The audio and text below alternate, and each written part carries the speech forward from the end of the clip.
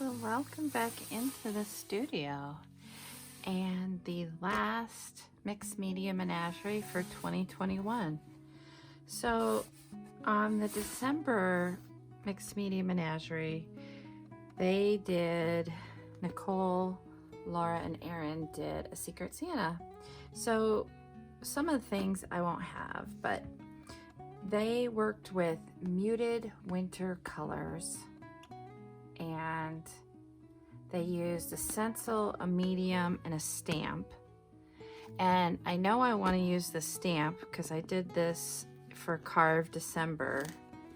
I think I want to use the stamp. We'll see how it works, because I'm going to also use this row of lines stencil by Julie Van Fabalzer. It's a TCW stencil, and it's new to me, so I want to use it. Been wanting to use it. So that is really, right there is all I really know. And I'm not quite sure if I'll end up using these or not. It really depends on where things go. This is, again, working in the Dina Wakley Mixed Media Blue Edition journal. And so really, that is what I know, or sort of kind of know. All I know is I really need to art today. It's been a rough day, and so I think this is just what I need. So let's get started. So these first two pages are Citri-Solv prints that I did, and I'm thinking about using those, but I'm going to first go in with some watered down gesso onto the denim and try and get that a little bit more muted in color. Another thing that I've discovered over the months of doing the Mixed Media Menagerie and working in this blue edition is one way to overcome the fabric movement of this jeans page is to get it a little bit stiffer with either collage or adding some gesso to it. So I'm getting that added to my surface first.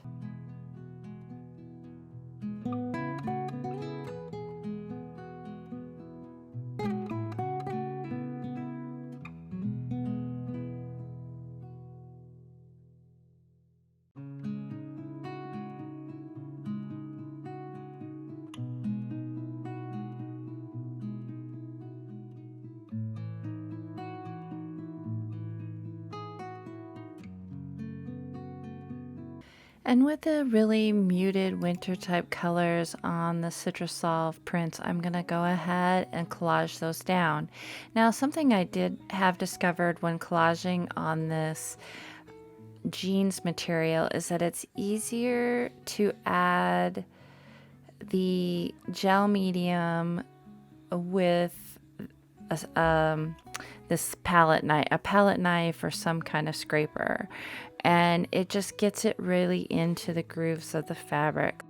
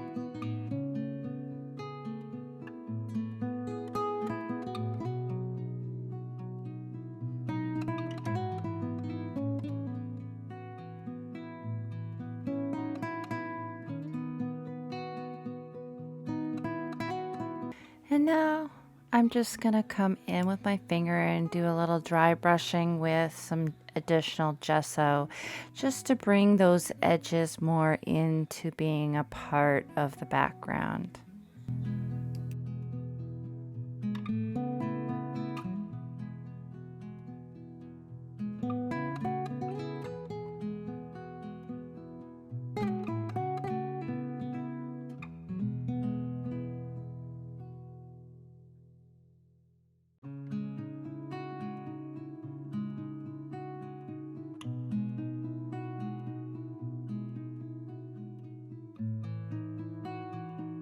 So now I'm mixing a little Payne's gray with some of the gesso. Actually, this isn't gesso, this is warm white acrylic paint. Just kind of mimicking a little bit of the color of that blue jean material, and just again attempting to bring things cohesively in together.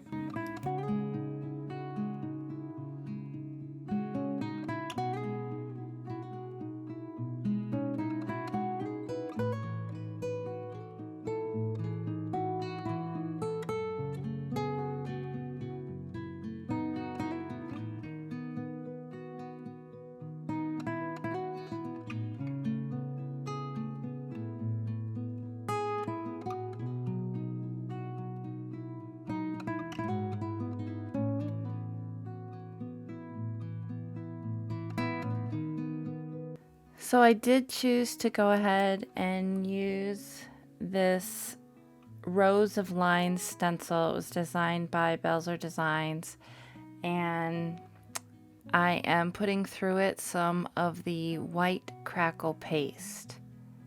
I'm not quite sure how it's going to do on the fabric, so it's kind of a test, but it ended up doing well.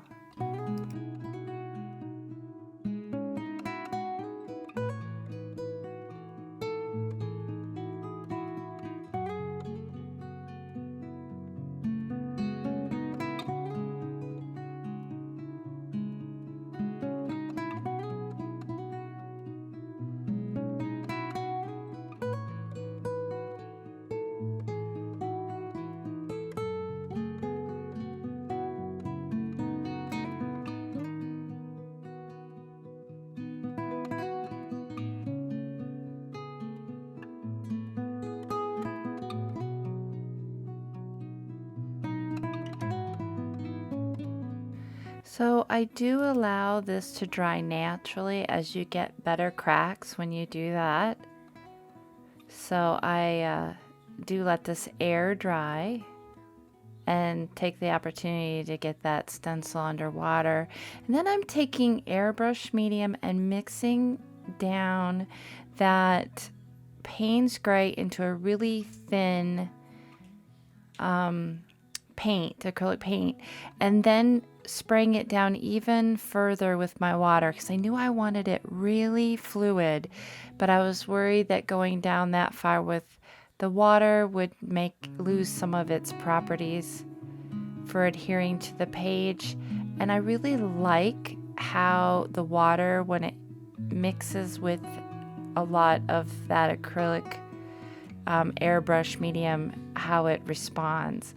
So I was hoping to get some of that across the page, and of course for it to go, with it being that fluid, going down into the cracks of that Crackle paste. And I think I accomplished that pretty well. I really like the contrast of that full-on Payne's gray against all the elements going on in the background. Those Citri-Solv prints have those little spots on them, which reminded me of Payne's gray in the first place.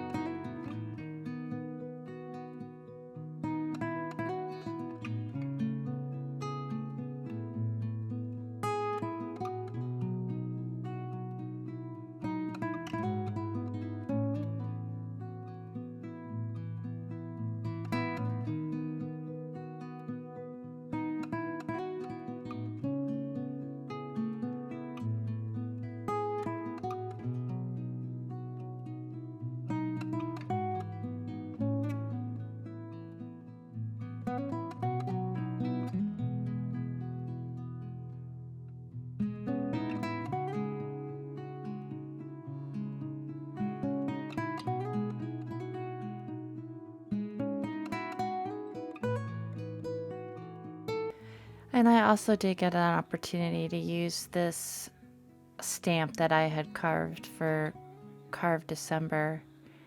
And I really like the scratchiness of it that just kind of appears in certain areas. I do go into it with a archival ink. I believe that's Blue Jean archival ink.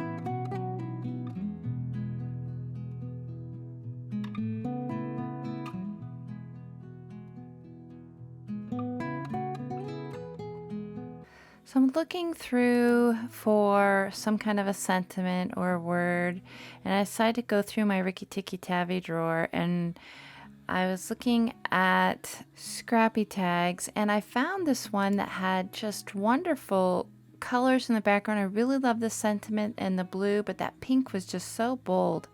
So I decided to go into it with some of that Payne's gray and just get it more of a purpley tone. I felt like that would go better. And then I decided to add a little slip of that Citri-Solv print sandwiched between those two pieces of fabric. And I felt like that was just all that it needed to bring that all together. I love these tags.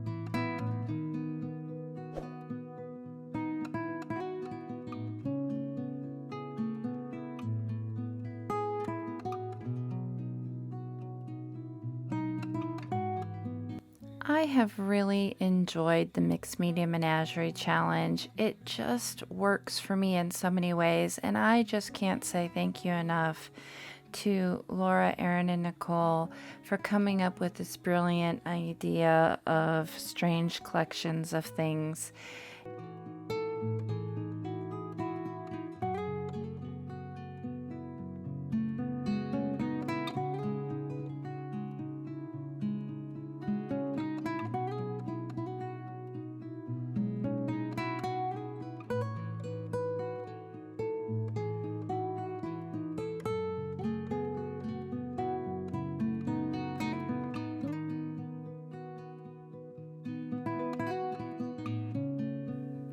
Listed below is a supply list of all the products that I've used. Some of them you'll notice have links next to them.